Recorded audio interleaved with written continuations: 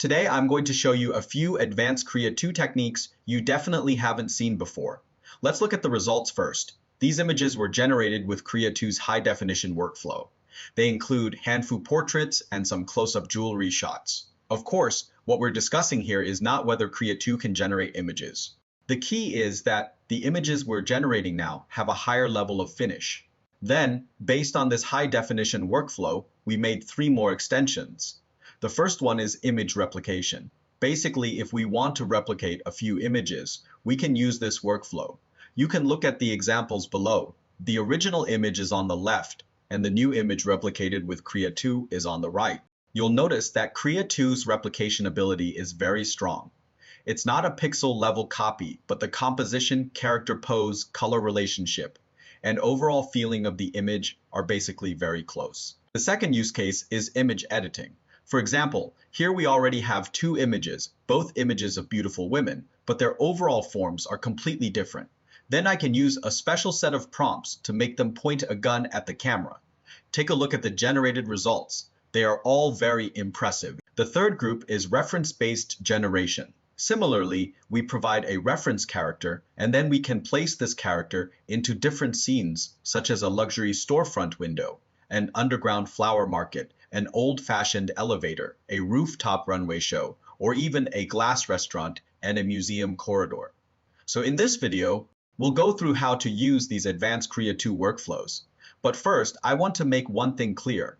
The high-definition workflow is the foundation for everything. The 3 workflows after that are actually evolved from this base workflow. All right, let's start with the high-definition workflow. For easier demonstration, I also built the workflow on Running Hub.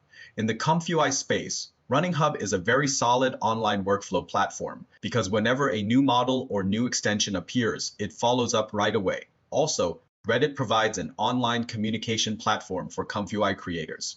You can find a lot of creative inspiration and example workflows there. This workflow actually references a related post on Reddit. Of course, my implementation is not as complex as that one.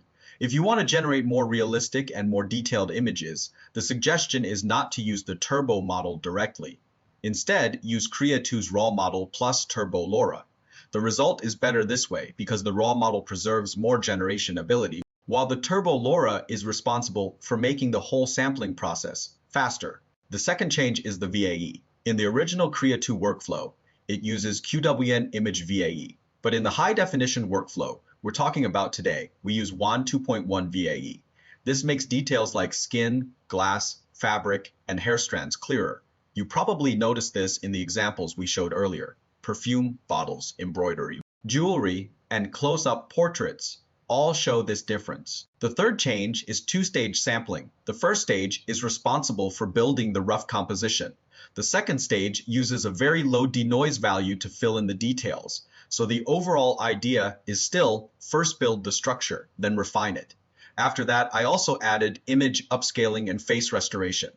This part can be used or skipped, depending on your needs. Also, pay attention to the sampling algorithm and scheduler we use during sampling.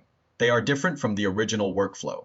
This is something you need to notice. Without question, the high-definition workflow is definitely not the fastest one, but the generated results should be better than the original version. The reason we put it first is that all the replication, editing, and reference base generation we'll talk about later are actually completed on top of this workflow. Now, let's look at the image replication workflow. Its backbone is actually exactly the same as the high-definition version. Our main model is still the RAW model plus Turbo LoRA. The VA uses WAN VAE. So where is the real change? It's in the encoder. We replaced the normal encoder with text encode QWN image edit plus.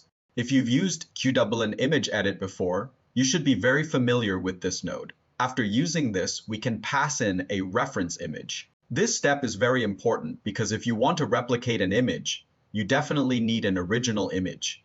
We only need to resize the image once and then pass it into this node. Also pay attention. When replicating an image, we don't need to write anything in the prompt. We can still get very good results. At the beginning, we showed 8 groups of results and the overall feeling was very good. Here, let's focus on a few. Look at this one. It uses a special composition style. The second one uses a special camera angle. The third one, as we mentioned earlier, shows the details of a character and text during writing or copying. The other groups are similar. Some focus on whiting and some focus on a surreal composition. What we need to focus on here is whether it captures the essence of the original image and the way the image is organized. So the positioning of this replication workflow is also very clear. It is suitable for inspiration replication. For example, if you have a very good original image, you can use Krea2 to replicate it.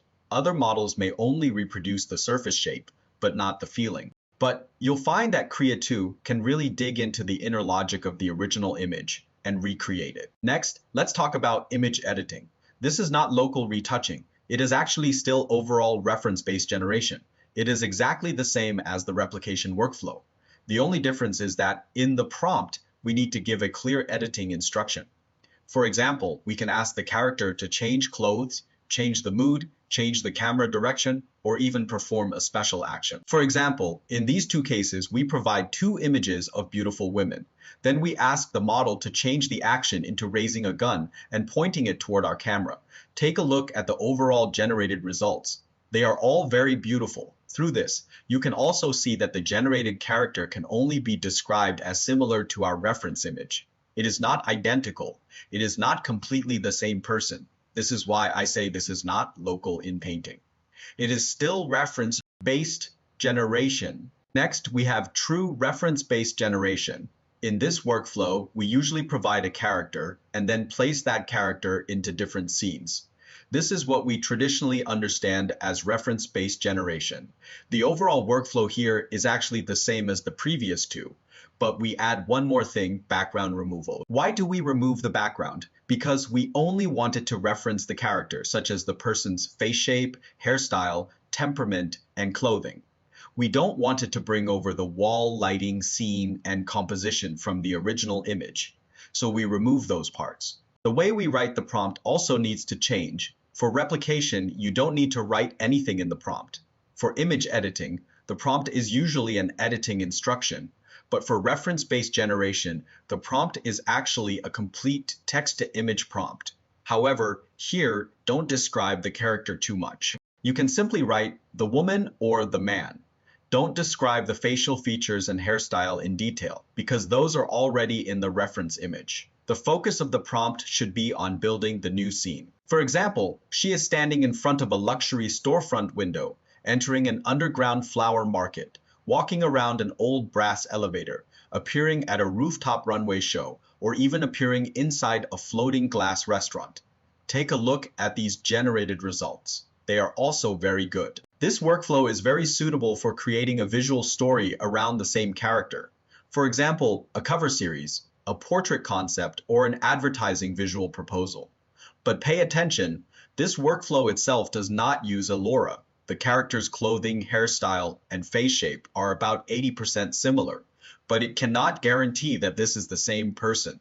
If you need long-term stability, you still need to train a LoRA. That will give you better results. Today, we covered 4 workflows. The first one is the foundation, the high-definition workflow. The second one is the image replication workflow.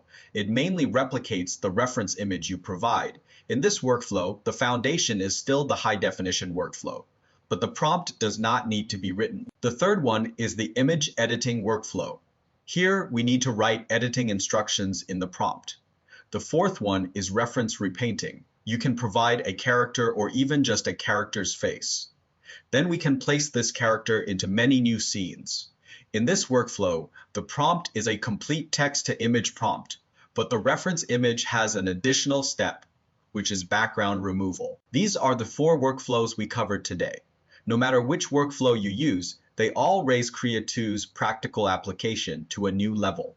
You can choose different workflows based on your own needs. All right, that's all for today. What are you waiting for? Go try it yourself, follow me, and become someone who truly understands AI.